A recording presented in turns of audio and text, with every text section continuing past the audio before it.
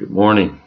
My name is Dean Roosevelt, and I'd like to tell you a little bit about Hurlburt Park and the changes being proposed, or almost the non-changes being proposed at City Council a few weeks ago.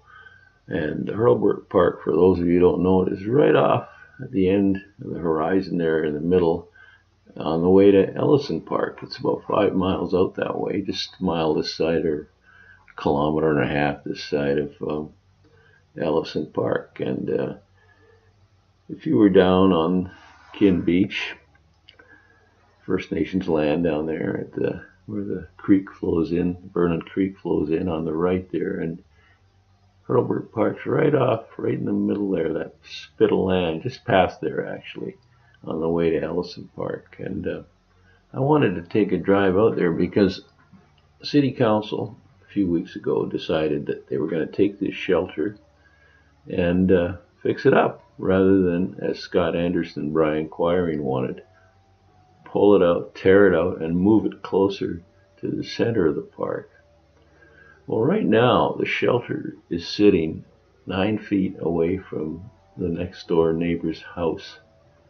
And it's been decided that they're going to leave it there, decided by the rest of council, including the mayor, that they're going to leave it there and put a buffer in there to protect the neighbor from whatever sounds and noises people make when they come to the park and they seek the shelter. And there's electrical in there, so there's going to be stereos plugged in, there's going to be music. And we're looking at it now. This is the park itself. I'm looking at it, giving you kind of an overview from how it looks at East Side Road. But as you can see, that house is just in the middle there, right beyond where the shelter is now. That's about 9 feet in there, but I'll take you a little closer to that in a few minutes. I just thought an overview was a good idea at this point, so you get some idea what we're looking at here. This is a flat area in the middle of the park, above the high water line, where Anderson and Quiring wanted the shelter to be moved to.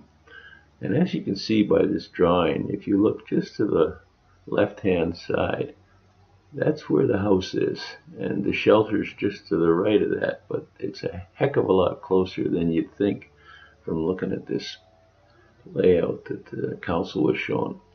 That's really how much separation, 9 feet right there. I measured it off. It's not much between a noisy shelter and a very expensive home, which houses, I have been told, person with learning challenges who won't be able to.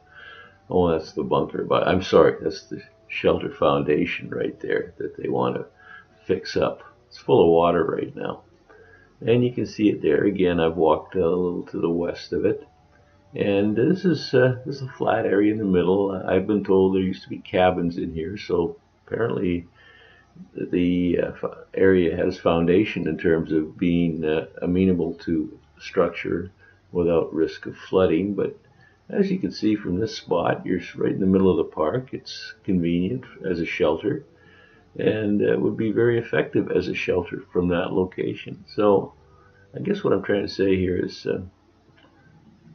those stones mark the high water mark, by the way. There you can see the neighbor's house. But really, rather than go along with what the mayor and Juliet Cunningham and some members of council have suggested, why don't we give this a second look and bring some common sense into this situation.